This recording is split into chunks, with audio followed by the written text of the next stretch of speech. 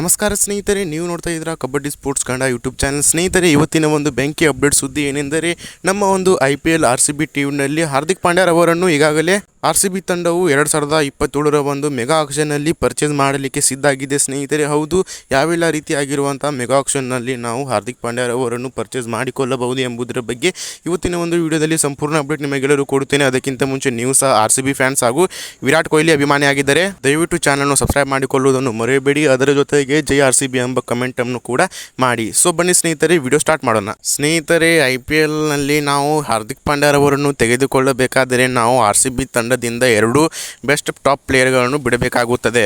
ಯಾವ ರೀತಿಯಾಗಿ ನಾವು 2025 ಮತ್ತು 26ರ ಒಂದು ಆಕ್ಷನ್ನಲ್ಲಿ ನಮ್ಮ ಒಂದು RCB ತಂಡದಿಂದ ವಿಲ್ ಜಾಕ್ಸ್ ರವರನ್ನು ರಿಲೀಸ್ ಮಾಡಿ ಟೀಮ್ ಡೇವಿಡ್ ಅನ್ನು ತೆಗೆದುಕೊಂಡಿದ್ವಿ ಸ್ನೇಹಿತರೆ. ಅದೇ ರೂಲ್ಸನ್ನು ನಾವು ಈಗ ಫಾಲೋ ಮಾಡಬಹುದು. ಹೌದು ಸ್ನೇಹಿತರೆ, ಹೇಗೆಂದರೆ ಹಾರ್ದಿಕ್ ಪಾಂಡ್ಯರವರನ್ನು ನಾವು ತೆಗೆದುಕೊಳ್ಳಬೇಕಾದರೆ ನಮ್ಮ ಒಂದು RCB 2 ಬೆಂಕಿ ಪ್ಲೇಯರ್ಸ್ ಅಂದರೆ ಟೀಮ್ ಡೇವಿಡ್ ಮತ್ತು ರೊಮಾರಿಯೋ ಶೆಫರ್ಡ್, ಈ ಇಬ್ಬರು ಬೆಂಕಿ ಆಟಗಾರರನ್ನು ನಾವು IPL 2026ರ ಒಂದು ಆಕ್ಷನ್ಗೆ ರಿಲೀಸ್ ಮಾಡಬೇಕಾಗುತ್ತದೆ. ಹಾಗಾಗಿ ನಮಗೆ RCB ತಂಡಕ್ಕೆ ಹಾರ್ದಿಕ್ ಪಾಂಡ್ಯರವರು ಸಿಗಲು ಚಾನ್ಸಸ್ ಹೆಚ್ಚಾಗುತ್ತದೆ. ಅದೇ ರೀತಿಯಾಗಿ ಸ್ನೇಹಿತರೆ, ಹಾರ್ದಿಕ್ ಪಾಂಡ್ಯರವರು ನಮ್ಮ ಒಂದು RCB ತಂಡಕ್ಕೆ ಬಂದರೆ RCB ತಂಡವು ಬೆಂಕಿಯಾಗಿರುವಂಥ ಪರ್ಫಾರ್ಮೆನ್ಸನ್ನು ತೋರಿಸಬಹುದು. ಏಕೆಂದರೆ ಬಲಿಷ್ಠವಾಗಿರುವಂಥ ಟಾಪ್ 3 ಬ್ಯಾಟ್ಸ್ಮನ್ಗಳನ್ನು ಹೊಂದುತ್ತದೆ.